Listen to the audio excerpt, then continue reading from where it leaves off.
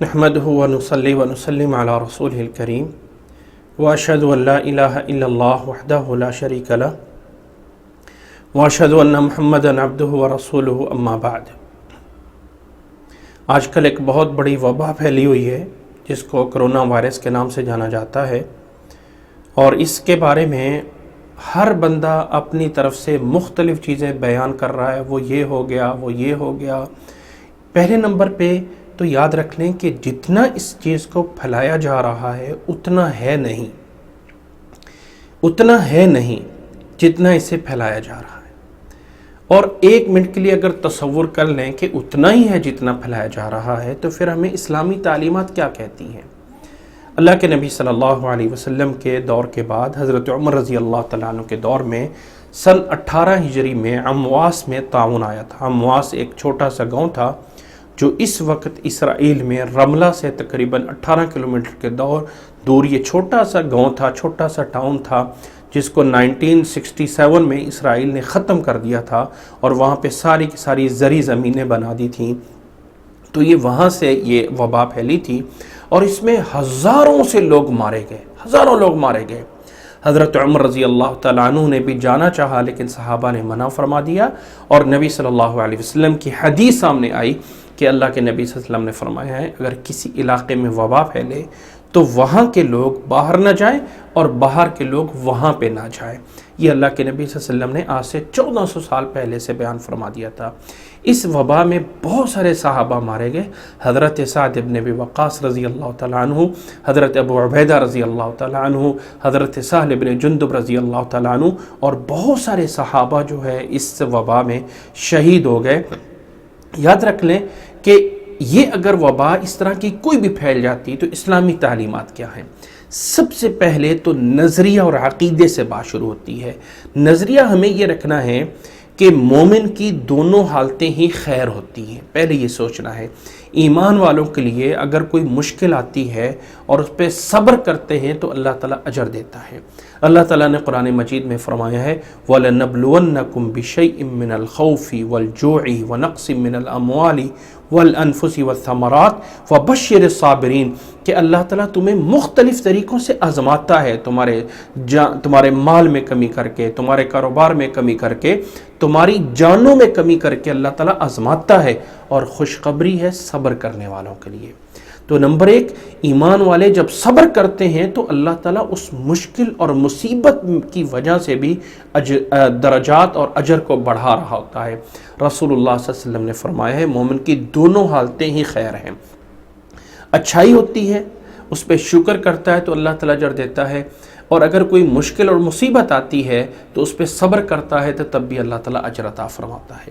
تو سب سے پہلے تو اگر یہ وبا آئی اور کچھ لوگ اس سے متاثر ہوئے تو یہ انسان کو اللہ تعالیٰ سے مغفرت اور رحمت کی امید کرنی چاہیے۔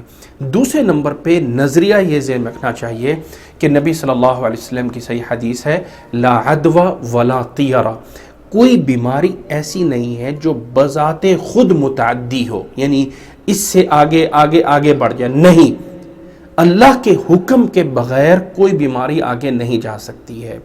یعنی انسان کو یہ نظریہ نہیں رکھنا ہے کہ بیماری کے اندر بذات خود اتنی پاور موجود ہے کہ اللہ کے حکم کے بغیر وہ آگے سے آگے جا سکتی، نہیں۔ جیسے ہم ایک روٹی کھا کے اپنا پیٹ بھر لیتے ہیں، بھوک ختم کر لیتے ہیں، اسی طرح ایک سبب بن سکتا ہے۔ اللہ کے نبی صلی اللہ علیہ وسلم نے احتیاط سکھائے ہیں، فر من المجذوم فرارک من الاسد، جس طرح کوڑی والا ایک بیماری والا ہوتا ہے تو اس سے جو ہے تھوڑا سا دور جاؤ، جس طرح کہ کوئی انسان شیر سے دور ہوتا ہے۔ تو احتیاطات بتائی گئی ہیں، لیکن نظریہ یہ رکھنا ہے کہ کوئی بیماری اللہ کے حکم کے بغیر آگے متعدی نہیں ہو سکتی ہے۔ یہ نظریہ عقیدہ رکھنا ضروری ہے۔ دوسرے نمبر پہ یاد رکھ لیں کہ جو چیزیں، جو دعائیں، جو وظائف اللہ یا اللہ کے رسول نے بتائے ہوئے ہیں اس سے بڑھ کر کوئی اور وظیفہ نہیں ہو سکتا ہے۔ اور اللہ کے نبی صلی اللہ علیہ وسلم نے جو ہمیں وباؤں سے، بلاؤں سے بچنے کے لیے جو دعائیں سکھائی ہیں ان میں سے سب سے بڑی دعائیں صبح اور شام کی دعائیں، ان کے اندر یہ دعا موجود ہے، بسم اللہ الذی لا یضر مع اسمہ شیء فی الارض ولا فی السماء وہو السمیع العلیم۔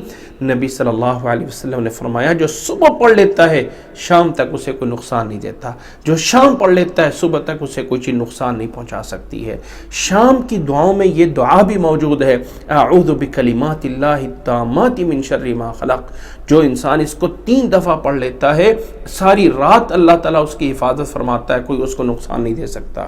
اللہ کے نبی صلی اللہ علیہ وسلم جب رات کو بستر پہ بیٹھتے دونوں ہاتھوں کو جمع کرتے اور اس کے اندر سورۃ اخلاص، سورۃ فلق اور سورۃ ناس پڑھ کے پھونکتے اور پھر ان ہاتھوں کو پورے جسم پہ جو ہے وہ پھیر لیتے اور اس عمل کو 3 دفعہ کرتے، اور اس کے اندر یہ الفاظ موجود ہیں، قل اعوذ برب الفلق من شر ما خلق، اے اللہ جو بھی مخلوق تو نے پیدا کی ہے اس کے شر سے میں تیری پناہ مانگتا ہوں، تیری پناہ میں آتا ہوں۔ اللہ کے نبی صلی اللہ علیہ وسلم نے جو فرمایا جو انسان گھر سے نکلتا ہے اور یہ دعا پڑھتا ہے، بسم اللہ توکلت علی اللہ ولا حول ولا قوت الا باللہ، جو انسان گھر سے نکلتے ہوئے دعا پڑھتا ہے اسے کہا جاتا ہے کفیتا و ہدیتا و وقیتا، تجھے ہدایت دے دی گئی ہے، تو بچ گیا ہے۔ حتیٰ کہ شیطان کہتا ہے کہ ایسے انسان کے اوپر ہم کیا کر سکتے ہیں جسے ہدایت دے دی گئی، جسے بچا لیا گیا ہے، جس کی کفایت کر دی گئی ہے، ہم اس کے بعد کیا کر سکتے ہیں؟ تو یاد رکھ لیں یہ حدیثیں نبی صلی اللہ علیہ وسلم سے موجود ہیں۔ یہ عمل یاد رکھیں، رات کو سونے کی دعائیں، صبح اٹھنے کی دعائیں، صبح کی دعائیں، شام کی دعائیں، نماز کے بعد کی اذکار، یہ چیزیں، باتھ روم میں جانے کی دعا، باتھ روم سے نکلنے کی دعا، یہ اگر پابندی کی جائے تو انسان بلاؤں سے محفوظ رہتا ہے، مشکلات سے، یہ آفات سے۔ یہ وہ طریقے ہیں جو خود نبی نے بتائے ہیں۔ اس وقت بازار گرم ہے اور ہر بندہ طرح طرح کے وظیفے لے کے آ رہا ہے، فلاں نے یہ بول دیا۔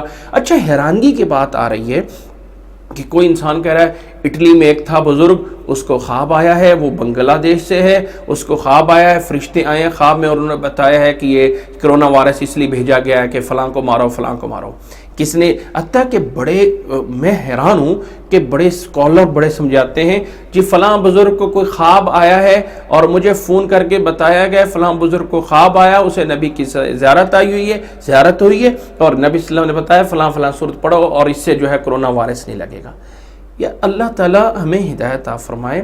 دیکھیں دین خواب کا محتاج نہیں ہے، اور اگر کسی انسان کو نبی صلی اللہ علیہ وسلم کی خواب میں زیارت ہوئی ہو تو ایک بات اصول یاد رکھ لیں، قانون یاد رکھ لیں کہ شریعت اسلامی میں خواب کسی چیز کی دلیل نہیں بنتا ہے، کسی چیز کے سنت ہونے کی دلیل نہیں بنتا ہے، کسی مستحب ہونے کی دلیل نہیں بنتا ہے، کسی جائز اور ناجائز کی دلیل نہیں بن سکتا ہے۔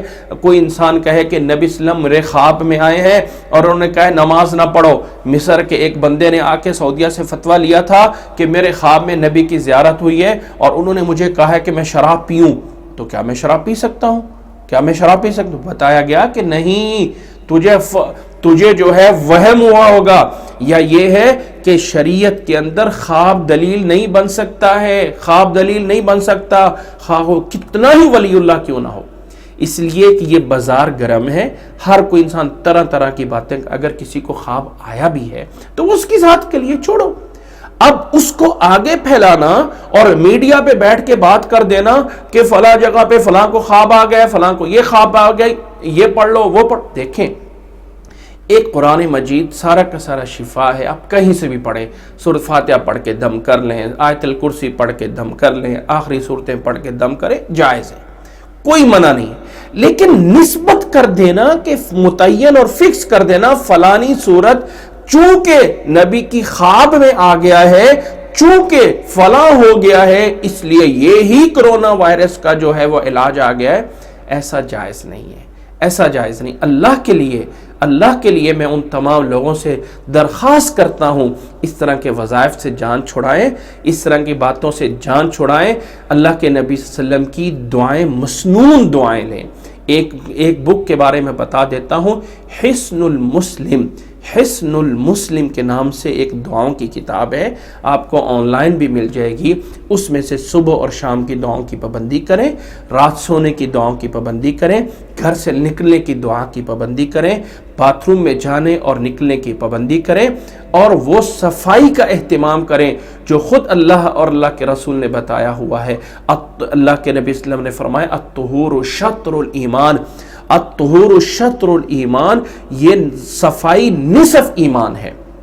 مومن جب ہاتھ دھوتا ہے وضو میں تو اس کے ہاتھوں کے گناہ جھڑ جاتے ہیں، جب چہرہ دھوتا ہے چہرے کے گناہ جھڑتے ہیں، جب پاؤں دھوتا ہے بازو دھوتا ہے وہ سارے گناہ جھڑتے ہیں۔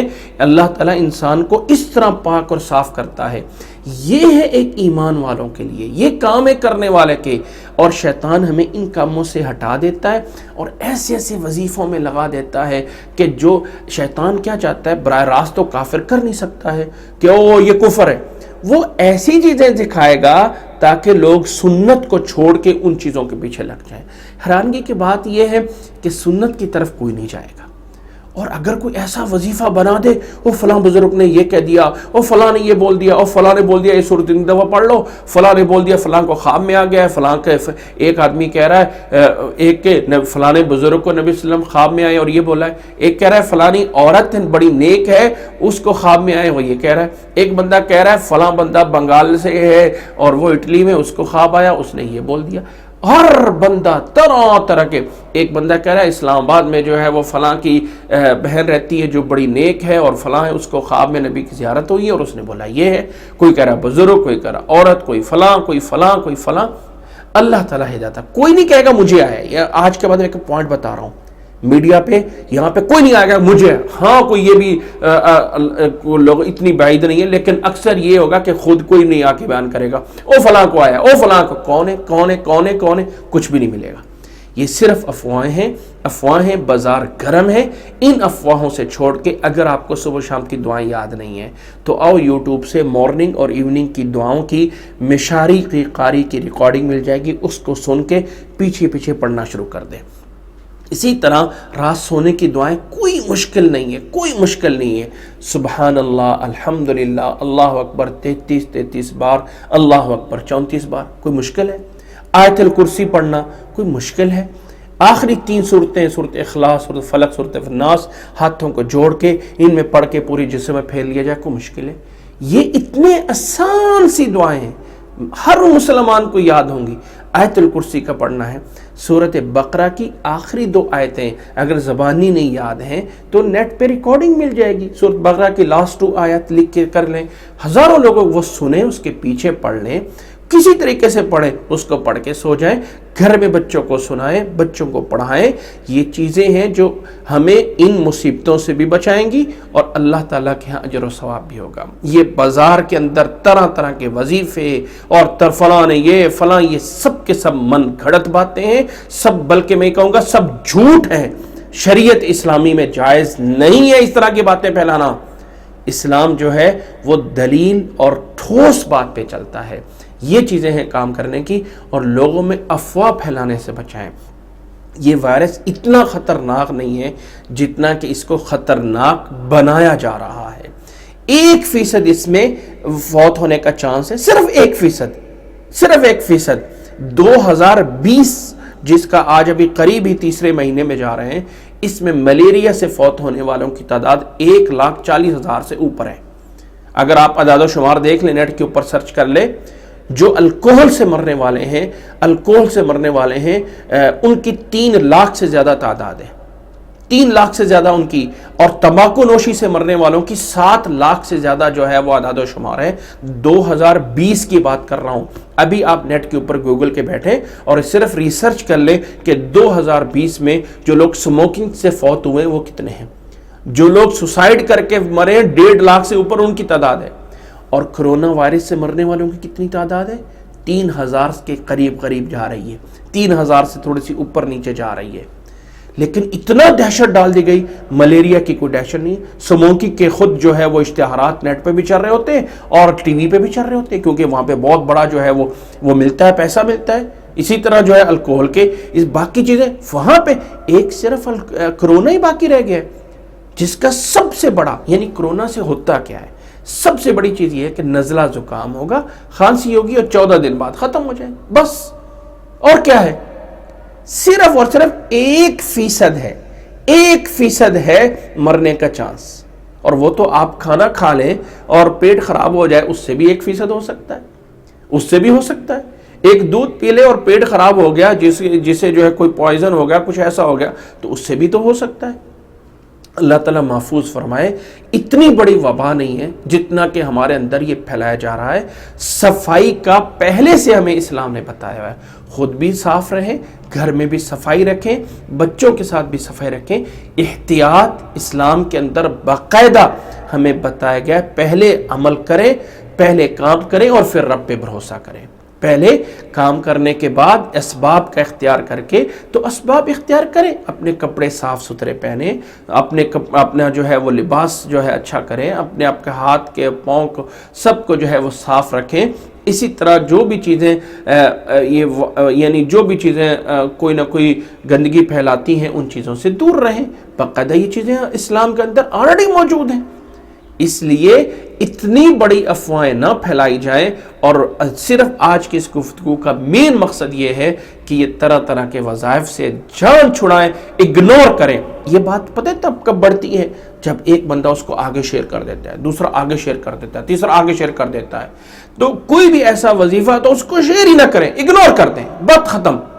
جب ہم اس کو کہتے ہیں اچھا یہ بتاؤ، اچھا وہ بتاؤ، اچھا وہ بتاؤ، وہ بات پھیلتی پھیلتی کہاں سے کہاں آگے چلی جا رہی ہوتی ہے.